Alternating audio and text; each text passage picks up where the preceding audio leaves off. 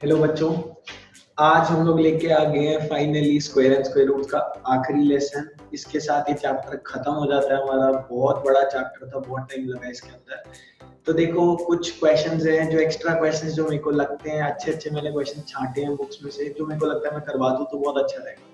बाकी फिर आप ट्राई कर लोगे खुद से। तो मैं एक एक करके क्वेश्चन बोर्ड पे लिखूंगा, करवाऊंगा, फिर वीडियो पॉज करके फिर लिखूंगा, फिर करूंगा। ठीक है, तो आप पैरेलल में करते जाओ। अगर आपको आते हैं, नहीं आता तो आप देखते जाओ। बहुत अच्छे क्वेश्चन है। ठीक है, जैसे देखो फर्स्ट क्वेश्चन दिया और इसकी फाइंड वैल्यू बोला, फाइंड ट्रिपल थ्री का स्क्वायर अपॉन 1232। एक तरीका है, पहले ट्रिपल थ्री का स्क्वायर निकाला, दोनों को डिवाइड करा, बड़ा मेथड। बट करवा रहा हूं तो मतलब कुछ ट्रिकी होगी, कुछ होएगा इसके अंदर। तो इसको ऐसे लिखा जा सकता है, 3 इंटू ट्रिपल वन का होल स्क्वायर। और नीचे हमको ये बताइए ट्रिपल वन का होल स्क्वायर होता है, तो नीचे तो हम इसको लिख देंगे 3 का स्क्वायर इंटू ट्रिपल वन का स्क्वायर अपॉन ट्रिपल वन का स्क्वायर। ये बात हमेशा याद रखना, a इंटू बी की पावर n, a की पावर n इंटू बी की पावर n। तो ए बी का whole square a square into B square, cut गया पूरा ट्रिपल वन के स्क्वायर से ट्रिपल वन का स्क्वायर, बचा खाली 3 का स्क्वायर, दैट इज 9। देख लो सारे जने, समझो इसको। देखो सारे, क्वेश्चन नंबर 2। तो क्वेश्चन 2 के अंदर क्या है, हमें बोला है कि दो नंबर्स का प्रोडक्ट है 1575 और उनका जो क्वेश्चन है वो है 9/7। तो अगर दो नंबर का प्रोडक्ट 1575 है तो let first number be x, second number be y, ऐसे ले लिया। अब दोनों का प्रोडक्ट है 1575, तो फर्स्ट इंटू सेकंड 1575, तो हमें आ गया xy is equal to 157। This is my first equation. Now it says their quotient is 9/7, तो x upon y is 9/7। ये हो गया। तो हमने y को भेजा ऊपर, डिवाइड की चीज ऊपर जाके मल्टीप्लाई, रैशनल नंबर्स, 9y/7 ये आ गया। अब x की वैल्यू सेकंड इक्वेशन से फर्स्ट में पुट, x की वैल्यू जो आई है वो सेकंड इक्वेशन से फर्स्ट में पुट कर देते हैं। तो 9y/7 into y is 1575, ये हो गया। तो हो जाएगा अपॉन में 1 मान लो, y into y 9y² is 1575, divide की चीज ऊपर जाकर मल्टीप्लाई, तो यानी कि 9y² 1575 into 7, मल्टीप्लाई नहीं करूंगा जानबूझ के, सिखाता हूं क्यों। अब मल्टीप्लाई की चीज उधर जाकर डिवाइड, तो y² is equal to 1575 into 7 divided by 9। ये कट होना चाहिए, 3 से कट करो, 5 2 5, 3 से जाते नहीं जाता, मैंने ट्रिक सिखाई थी, 3 से चेक करने जाते नहीं जाता, ऐड करके देखो, 5 + 2 7, 7 + 5 12, 12 3 से जाता तो जाएगा 175। तो y² आ गया 175 into 7, y² निकल के आ गया 35 52 1225, ये आ रहा है हमारा। मैं फिर से बता रहा हूँ, मल्टीप्लाई इसलिए नहीं करा इनको क्योंकि मेरे को पता है डिवाइड में वो कटेगा और y² कुछ ऐसा सा आ जाएगा। तो y² आ रहा है 1225। देख लो इतना पॉज करके, मैं मिटाने लगा, मेरे को आगे करना है क्वेश्चन। तो हमने स्क्वायर रूट निकालेंगे y, y² अगर 1225 है तो y हो गया √1225। करो इसकी प्राइम फैक्टराइजेशन, वैसे ही बता रहा 35 को होता है, हमने एनसीईआरटी में इसकी ट्रिक सीखी थी, जिसके लास्ट में 25 हो मतलब 5 से एंड करे और 3 4 12 तो 35, तो वैसे ही है, बट करके देखिए। 5 2 4 5 5 49 7 7 7 1, तो 5 into 5 into 7 into 7, एक 5 बाहर एक 7 बाहर, 5 into 7 that is 35। तो y हमारा आ रहा है 35। तो x की वैल्यू क्या आई थी उधर से, xy इक्वल था 1575 के, नहीं हाँ, और उससे आ जाएगा फिर x into 35 is 1575। तो x हमारा निकल के आ जाएगा, मल्टीप्लाई की चीज उधर जाकर डिवाइड, तो कर देते हैं डिवाइड 7 से, पहले 5 से कट करो, 5 से कट करने पे आया 3 1 5, 7 से कट करो 45, तो यानी कि 2 numbers are 45 एंड 35, ये दो नंबर आ रहे हैं हमारे। देख लो सारे जने, फिर मिटा देते हैं। देखते हैं हम लोग क्वेश्चन नंबर 3। तो देखो क्वेश्चन 3 क्या बोल रहा है, a PT teacher wants to arrange maximum number of 6000 students in a field so that the number of rows is equal to number of columns. Find the number of rows if 71 were left out from arrange. मतलब एक PT teacher को अपने students को रोज में और columns में arrange करवाना है। ऐसे अरेंज करवाना है कि जितनी रो है उतने कॉलम हो। और उन्होंने जब अरेंज करा तो उनको 71 बच्चों को अरेंजमेंट से बाहर करना पड़ गया था। क्यों? क्योंकि वरना फिर पूरा बन नहीं रहा था कि number of row number of column के बराबर है। तो हमें ये बताना है कि कितनी रोज है अरेंजमेंट के अंदर। अगर 71 बच्चे बाहर निकाल दिए हमने, अरेंजमेंट में नहीं लगाए, तो हमने अरेंजमेंट में लगाए कितने बच्चे हैं? Number of students in the arrangement, standing in arrangement, कितने बच्चे हैं जो अरेंजमेंट में हैं, दैट इज टोटल 6000 माइनस जो निकाल दिए, तो ये हो जाएगा मेरा 5929। इतने बच्चे जो अरेंजमेंट में मेरे लगे हुए। Let number of rows equal to x, number of columns equal to y, तो वो सॉरी x ही सेम नंबर ऑफ कॉलम्स भी है। टोटल नंबर ऑफ स्टूडेंट्स कितने होने चाहिए फिर इस हिसाब से? Number of students number of rows into number of columns, ये हमने सीखा हुआ है कैसे number of students row into column होता है। ये इक्वल है 5929 के। अब हमने लगा दिया x इक्वल है अंडर रूट 5929 के। करते हैं डिवीजन मेथड। 7 7 जा 49, 10 1029, 7 plus 7 14। अब 143 3 जाएगा 147, 7 तक उन्हीं दोनों में लास्ट में 9 आता है। 7 7 का चेक करा, क्योंकि नंबर ऑफ रोज अगर आ रही है तो आप अपना दिमाग लगाओ, कभी भी डेसिमल में तो रोज आएंगी नहीं। ऐसा तो नहीं हो सकता ना कि आधा बच्चा काट के भी फिट करा हुआ है।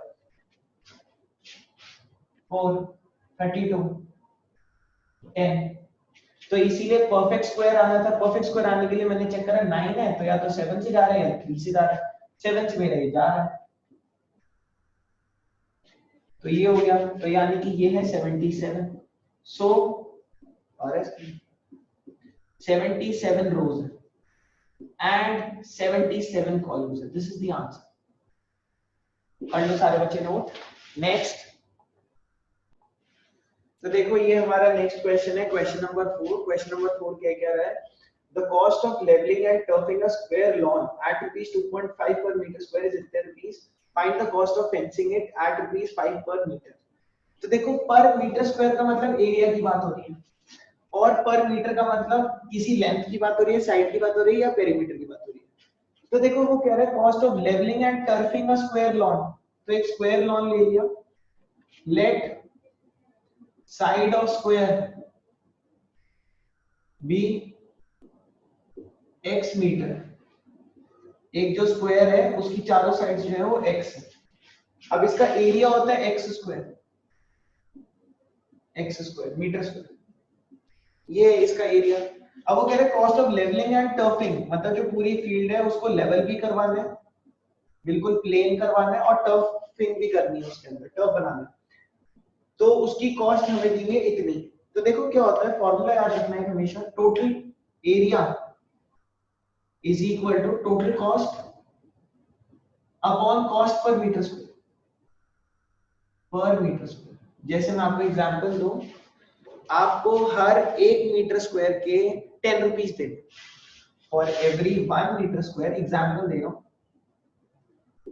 आपको 10 रुपीज देने, और आपने मुझे टोटल 100 रुपीज दी। You gave me rupees 100। तो आपने कितना एरिया अपना करवाया मेरे से? 10 मीटर स्क्वायर करवाया। एक के 10 रुपए, तो 10 के 10 into 10 100 आएंगे। तो हमारा निकलता कैसे, जो भी टोटल कॉस्ट है, टोटल कॉस्ट होती है कितना एरिया था into cost per metre square, multiply होता है, तो मल्टीप्लाई से डिवाइड होती है। ऐसे याद रखना, total area is equal to total cost upon cost per metre square. आपको एक टॉफी 2 रुपए की मिलती है और आपके पास 100 रुपए हैं, तो आप कितनी टॉफी ले लोगे?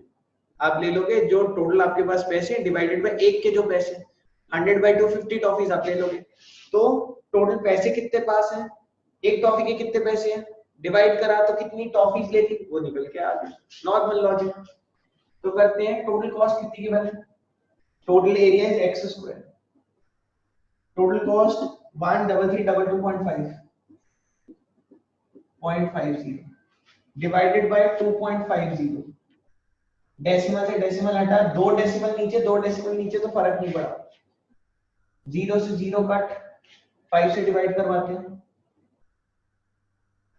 2 जा 33, 6 जा 32, 6 जा 22, 4 जा 25, 5 जा, फिर कट करा, 5 जा 16, 3 जा 14, 2 जा 14, 2 जा 49, 9 जा, ये आ रहा है। तो मतलब x स्क्वायर निकल के आ रहा है 5329, तो x हो जाएगा अंडर रूट ऑफ 5329।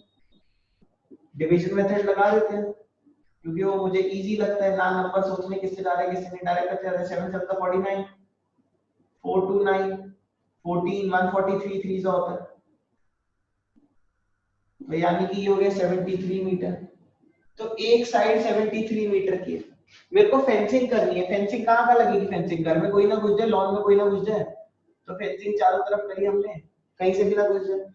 तो कॉस्ट ऑफ फेंसिंग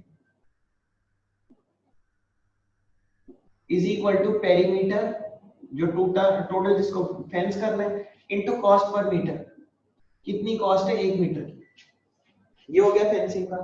तो पेरीमीटर होता है 4 इंटू साइड, इंटू कॉस्ट है 5 रुपए पर मीटर, तो ये हो गया 4 इंटू 73 इंटू 5, तो ये हो जाएगा 20 इंटू 73, 20 इंटू 73 कितना हो जाएगा 1460 रुपीज।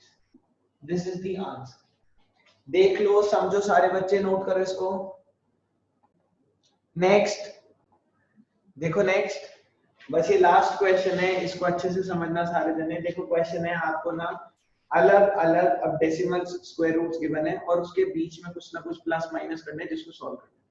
तो इसको सॉल्व करने से पहले आप क्या करो, पहले तो 59.29 का स्क्वायर रूट निकालो।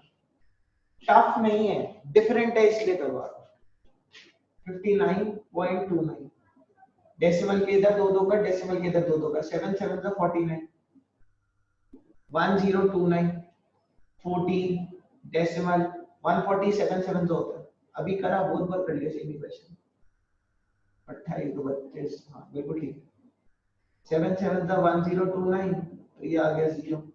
तो यानी कि अंडर रूट ऑफ 59.29 कितना हो रहा है 7.7। सेकंड को करते हैं अंडर रूट 5.29, दो डेसिमल के इधर 2 2 जा 4, 129, 4 43 3 जा, डेसिमल आ जाएगा क्योंकि 29 होता है, 43 3 जा 129, तो यानी कि इसका हो रहा है 5.29 का 2.3।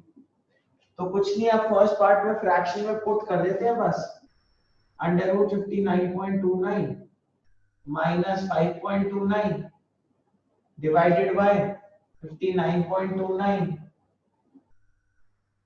प्लस 5.29, तो इसका आंसर हो जाएगा 7.7 माइनस 2.3, 7.7 प्लस 2.3, तो ये बन जाएगा 5.4 डिवाइडेड बाय कितना 10, तो ये बन गया 0.54 इज द आंसर। सिंपल, नीचे वाला ऐड करके 10 बन रहा है, ऊपर वाला 5.4, 10 की वजह से एक डेसिमल और लेफ्ट में शिफ्ट हो गया, 0.54 इज द आंसर।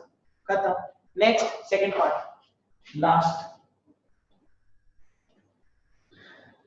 देखो सेकंड पार्ट करवाने के लिए ना आपको ना पहले तो मैं एक चीज दिखाता हूं। देखो अगर आप ध्यान दोगे, ध्यान देना सारे, जो सेकंड पार्ट है ये, इसमें तो अलग अलग स्क्वायर रूट निकालने की जरूरत नहीं, आप चाहो तो निकाल लेना आंसर, वो तो बिल्कुल सही तरीका है। बट अगर ट्रिक से करना है, छोटा करना है क्वेश्चन, तो एक ही स्क्वायर रूट से इसका आंसर बन सकता है। बता दो कैसे। आपने जब इसको हटाया, दो डेसिमल थे तो नीचे दो जीरो, अंडर रूट बढ़ा दिया, अंडर रूट बढ़ा दिया, चार डेसिमल है तो चार zero, root A by B होता है under root A upon under root B, root 50625 divided by root 100, 50625 divided by under root 1 2 3 4, ये हो रहा है। अब 50625 को सॉल्व करते हैं।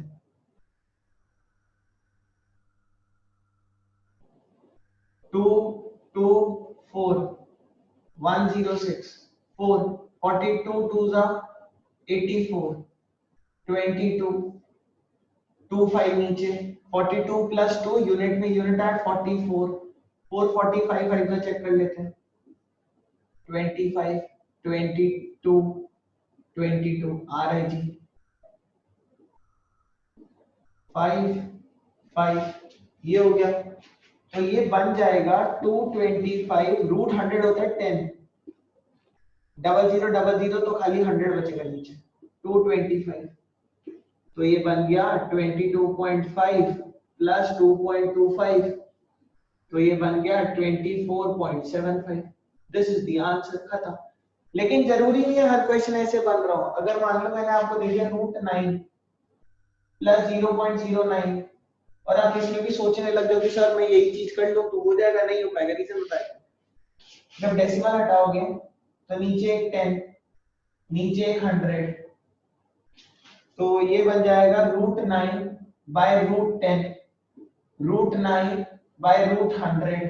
तो बेटा देखो 100 का तो रूट 10 हो जाएगा, लेकिन ये नहीं होएगा ना सेम। रूट 10 की कोई फिक्स्ड वैल्यू नहीं होती, रूट 10 को फिर निकालना पड़ेगा डेसिमल को, तो क्वेश्चन काफी कॉम्प्लिकेटेड हो जाएगा। सिर्फ जिसमें दो डेसिमल का गैप हो, इधर है फिर 2 डेसिमल का गैप इधर है, जब भी 2 डेसिमल का गैप हो या 4 का हो या 6 का, मतलब इवन नंबर में गैप हो डेसिमल्स का, तो ये काम कर सकते हो। इवन नंबर का गैप नहीं है, इनमें इवन का गैप नहीं था 0.9 0.09, खाली एक डेसिमल का गैप है, इवन का गैप नहीं था। इवन का गैप नहीं हो तो ये चीज नहीं कर सकते। ये प्लीज सारे बच्चे याद रखना, ठीक है। तो इसी के साथ एक्स्ट्रा क्वेश्चंस खत्म। फाइनली डिस्क्रिप्शन में होगी असाइनमेंट शीट, प्रैक्टिस करो, जितना कर सकते हो करो, ठीक है। नेक्स्ट लेक्चर आएगा क्यूब एंड क्यूब रूट्स का, ठीक है। थैंक यू, सब्सक्राइब कर लेना भाई।